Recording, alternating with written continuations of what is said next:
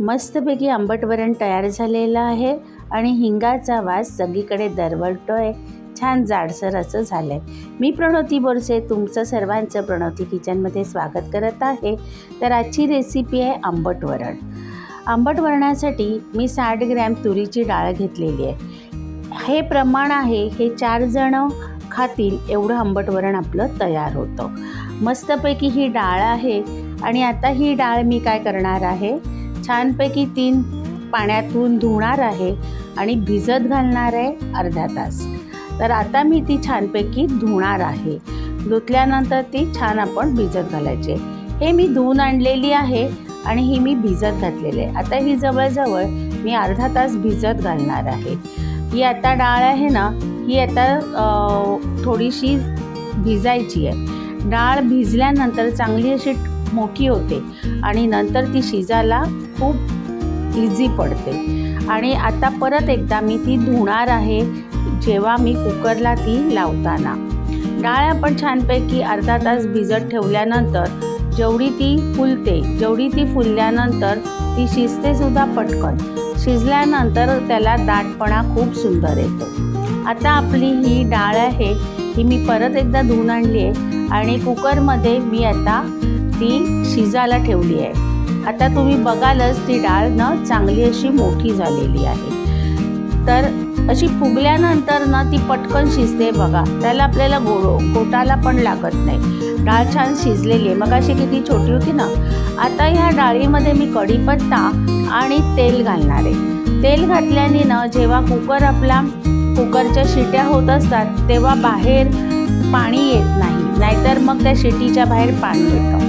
ही बघा किती छान झालेली आहे बारीक। मी अजिबात हिला घोटलेली नाही आहे, ही आता थोडीशी घोटते। आता मी कुकरमध्ये पण तुम्ही त्याला फोडणी घालू शकता, पण आता आपण इथे छानपैकी तिला घोटूया। आता याच्यामध्ये मी नॉर्मल अगदी साध्या पद्धतीने आंबट वरण करत असते। तर इथे मी काही इन्ग्रेडियंट घालणार आहे। थोडीशी हळद घातलेली आहे, त्याचबरोबर मी इथे घालणार आहे मीठ घालणार आहे, नंतर संडे मसाला घालणार आहे। हा संडे मसाला प्रत्येकाच्या घरात असतो, ते संडे मसाला आपण 2 चमचे घाला। मोस्टली ना आंबट वरण हे ना तिखट नसतं, छान असतं। आता इथे मी चवीला मीठ घातलेलं आहे, त्याचबरोबर धण्याची पूड आणि जिऱ्याची पूड आणि हे 3 कोकमं घातलेली आहेत। ही माझ्याकडे साठवणीची असतात, या कोकमाला अतिशय रस आहे। 3 कोकमं, त्याच्यानंतर धणे जिऱ्याची पावडर आणि मी गुळाचा खडा घातलेला आहे। आमच्याकडे वरणामध्ये गूळ हे लागतंच। एक गुळाचा खडा घातलेला आहे आणि आता छानपैकी याला ना मस्तपैकी एक उकळ येऊन देणार आहे। तुम्ही माझे चॅनलला लाईक शेअर सबस्क्राईब करा आणि शेवटपर्यंत माझं चॅनल बघत चला। तसंच इंस्टा आणि फेसबुकवर मला फॉलो करायला विसरू नका।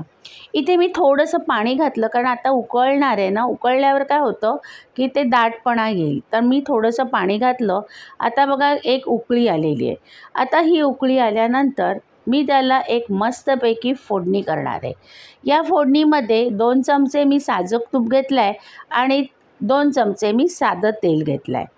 याच्यामध्ये माझी ही जी फोडणी आहे ही अगदी सिंपल फोडणी आहे। याच्यात मी थोडंसं राई आणि जिरं एकत्रच घातलेलं आहे।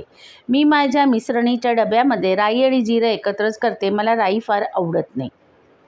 राई आणि जिरं चांगली फुटली की त्याच्यामध्ये मी घालणार आहे कढीपत्ता। कढीपत्ता हा वरनं घातला तरी सुंदर वास येतो। त्याचबरोबर माझ्याकडे बोर मिरच्या होत्या, त्या मी घातल्या। बोर मिरच्या ह्या टोटली ऑप्शनल आहे, आमच्याकडे ह्या खूप आवडतात म्हणून मी घातलेल्या आहेत। त्याची एक ना मस्त टेस्ट असते आणि कढीपत्ता, फ्रेश कढीपत्ता घातला आहे। एवढा वास माझ्या किचनमध्ये दरवळला आहे ना। आणि ह्याच्यामध्ये मी एक सिक्रेट इन्ग्रेडियंट म्हणजे हिंग मी शेवट घालते।